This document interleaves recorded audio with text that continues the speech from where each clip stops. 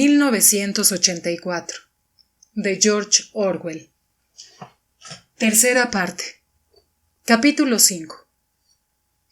En cada momento de su encarcelamiento, había sabido, o creído saber, en qué parte del edificio sin ventanas se encontraba. Es posible que hubiese pequeñas diferencias en la presión del aire. Las celdas donde le habían golpeado los guardias estaban bajo tierra. La sala donde le habían interrogado O'Brien estaba cerca del tejado. Este otro lugar estaba a muchos metros bajo tierra, lo más profundo posible. Era mayor que la mayoría de las celdas donde había estado, pero apenas se fijó en los detalles. Lo único que vio fue que había 2 mesitas cubiertas con un tapete verde justo enfrente. Una estaba solo a 1 o 2 metros, la otra un poco más lejos, cerca de la puerta. Lo habían atado a la silla, con tanta fuerza que ni siquiera podía mover la cabeza. Tenía una especie de almohadilla en la nuca que le obligaba a mirar hacia adelante. Por un instante lo dejaron solo. Luego la puerta se abrió y entró O'Brien. En una ocasión me preguntaste qué había en la habitación 101, dijo. Te respondí que ya sabías la respuesta. Todo el mundo lo sabe. En la habitación 101 hay lo peor del mundo. La puerta volvió a abrirse. Entró un guardia con una especie de caja o cesta de alambre. La dejó en la mesita más alejada. O'Brien estaba delante y Winston no pudo ver lo que era. Lo peor del mundo, continuó O'Brien. Varía según cada persona. Puede ser morir enterrado vivo, o quemado, o ahogado, o empalado, u otras 50 muertes diferentes. En algunos casos es algo mucho más trivial, ni siquiera mortal. Se había desplazado un poco hacia un lado, de manera que Winston pudo ver mejor lo que había en la mesa. Era una jaula ovalada de alambre con una asa en la parte de arriba para transportarla. En un extremo había algo parecido a una careta de esgrima con la parte cóncava hacia afuera. Aunque se hallaba a 3 o 4 metros de distancia, vio que la jaula estaba dividida en 2 compartimentos, y que en cada uno de ellos había una especie de animal. Eran ratas. En tu caso, dijo O'Brien, lo peor del mundo son las ratas. Una especie de temblor premonitorio, un miedo a no sabía exactamente qué, había estremecido a Winston nada más ver la jaula. Pero en ese momento entendió lo que significaba la careta y se le revolvieron las tripas. No puedes hacer eso, chilló con la voz quebrada. No puedes, es imposible. ¿Recuerdas?, preguntó O'Brien, ¿El momento de pánico que se repetía tanto en tus sueños? Tenías delante una pared oscura y notabas un zumbido en los oídos. Había algo terrible al otro lado de la pared. Sabías lo que era, pero no te atrevías a sacarlo a la luz. Eran ratas. O'Brien, dijo Winston, haciendo un esfuerzo por dominar su voz. Sabes que esto no es necesario. ¿Qué quieres que haga? O'Brien no respondió directamente. Luego adoptó, como hacía a veces, aquel tono de maestro de escuela. Miró pensativo a lo lejos, como si se dirigiese a un público que estuviera detrás de Winston. En sí mismo, dijo, el dolor no siempre es suficiente. Hay ocasiones en que una persona puede resistirlo casi hasta la muerte, pero para todo el mundo hay algo insoportable, algo en lo que ni siquiera puede pararse a pensar. No tiene nada que ver con el valor o la cobardía. Cuando uno cae desde las alturas, agarrarse a una cuerda no es una muestra de cobardía. Si emerge a la superficie desde las profundidades del agua, no es cobardía que procure llenar de aire los pulmones. Se trata tan solo de un instinto al que no puede desobedecer. Lo mismo ocurre con las ratas. A ti te resultan insoportables. Son una forma de presión que no podrías resistir ni aunque quisieras. Harás lo que se te diga. Pero, ¿qué es? ¿Qué es? ¿Cómo voy a hacerlo si no sé lo que es? O'Brien cogió la jaula, la llevó a la otra mesa y la dejó con cuidado sobre el tapete verde. Winston oía la sangre que le zumbaba en los oídos. Tenía la sensación de estar totalmente solo.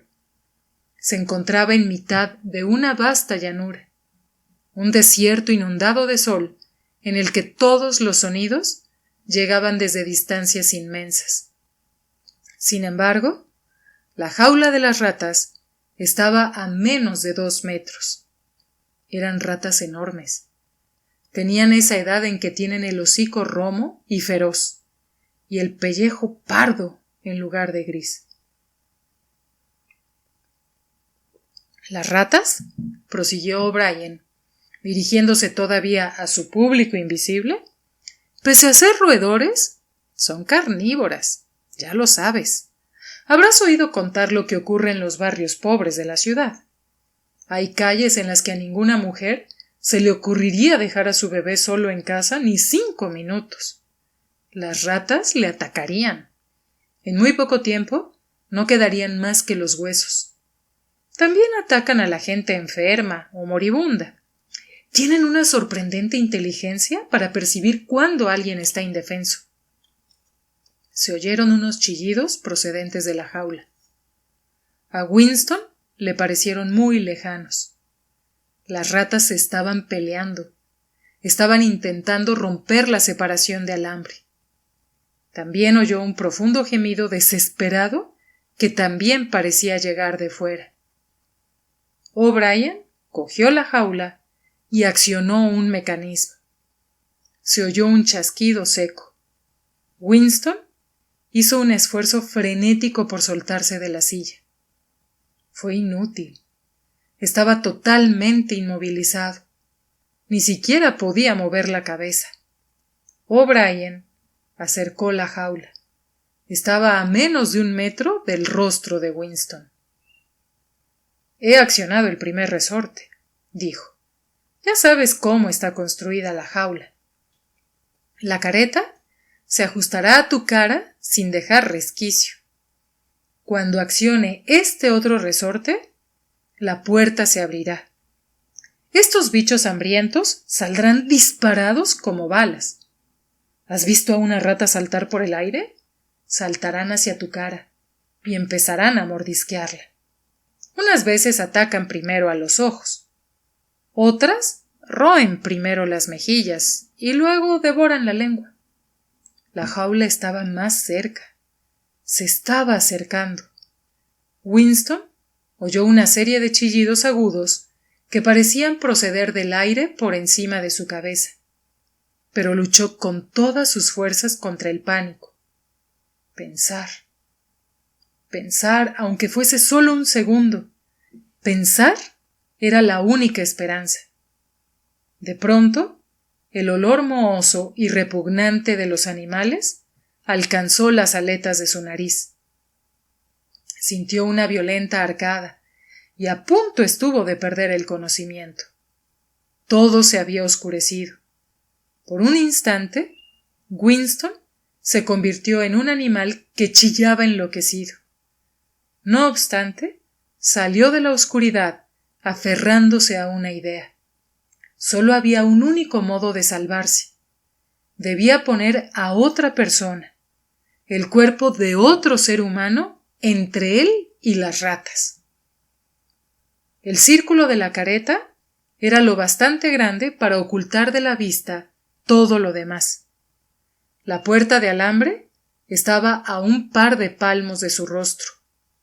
Las ratas sabían lo que se avecinaba. Una de ellas saltaba arriba y abajo.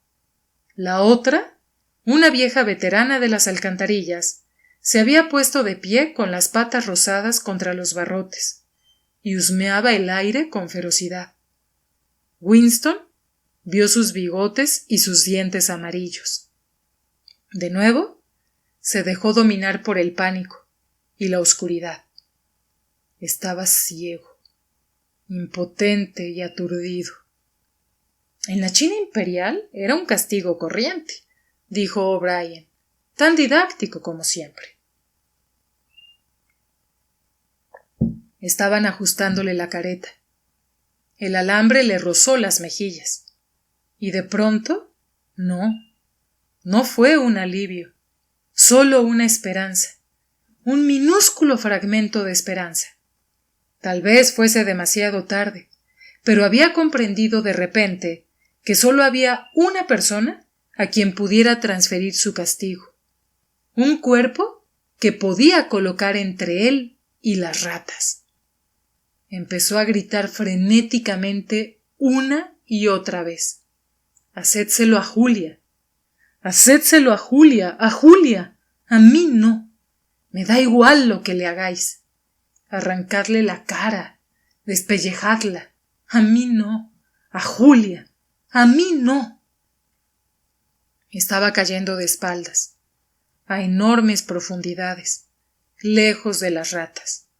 Seguía atado a la silla, pero había caído a través del suelo, a través de las paredes del edificio, a través de la tierra, a través de los océanos, a través de la atmósfera, hasta el espacio exterior y la vastedad de las estrellas, lejos, lejos, lejos de las ratas. Estaba a años luz de distancia, pero O'Brien seguía de pie a su lado. Seguía notando el frío contacto del alambre contra sus mejillas.